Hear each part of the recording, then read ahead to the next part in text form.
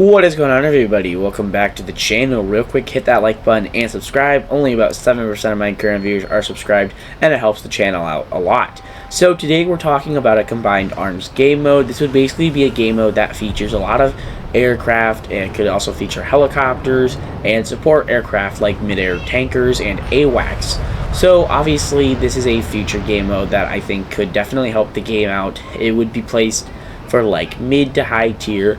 You would allow, it would be massive maps. It'd probably be an RB, but could also integrate it into Sim.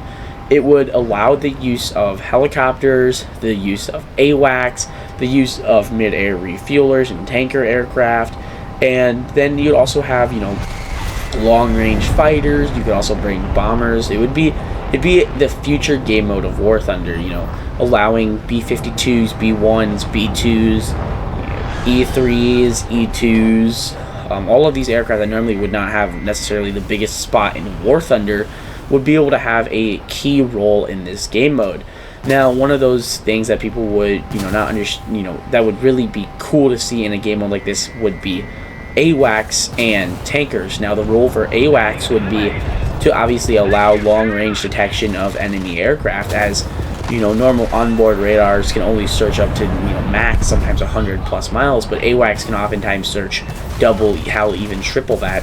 So it would be a way to see over the horizon and allow aircraft to actually head to the right spots, especially if it's a massive game mode. Tankers would help keep aircraft flying because, well, let's be completely honest, a lot of aircraft burn through a lot of fuel, especially if it's a massive map, like we're talking like a 200-mile map or something like that. There would also have to be an absurd amount of ground targets. I'm talking SAM sites, tank convoys, things that would allow a lot of SL and an RP, something that A6, A10, A7s would be able to go up against, and hell, even the S3, which is a naval strike fighter or anti-submarine warfare aircraft, but it could carry AGM-65s. So, overall, I think a game mode like this would have to, be played right. I think it would be a little bit interesting to integrate, but I think it would be worth it. I know one thing a lot of people have talked about for a long time is adding helicopters to Sim, which is an interesting, take in my opinion. Personally, I think helicopters in Sim is a little bit misleading, as helicopters are not the easiest to fly in simulator, and I do think certain helicopters with certain missiles might be a little bit broken if they could, camp a helifield or an airfield or even a strategic point. But honestly, I think helicopters in a realistic setting like that would actually be okay. Obviously, Gaijin wouldn't add markers like the current RB thing. It would be more of a sim thing, or like a ground RB where you can't see player markers. So helicopters would be pretty hard to detect, and vice versa. Helicopters would have a hard time detecting aircraft unless they had onboard radars like found on the AH-64D and the Ka-52.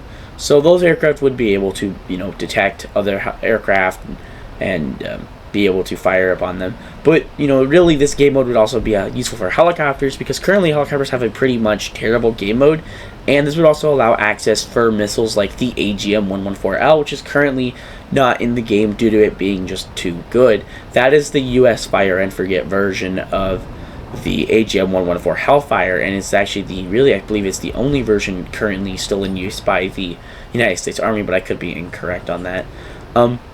Really, I think what this game mode would be able to offer is the addition of aircraft that would normally not have a spot in War Thunder. I'm talking, the AWACs and the tankers, some of the strike aircraft and the bombers. All of those aircraft don't really necessarily have a spot in War Thunder because the game is still very PvP based, and you can't really do PvP in a B1 Lancer or an E2.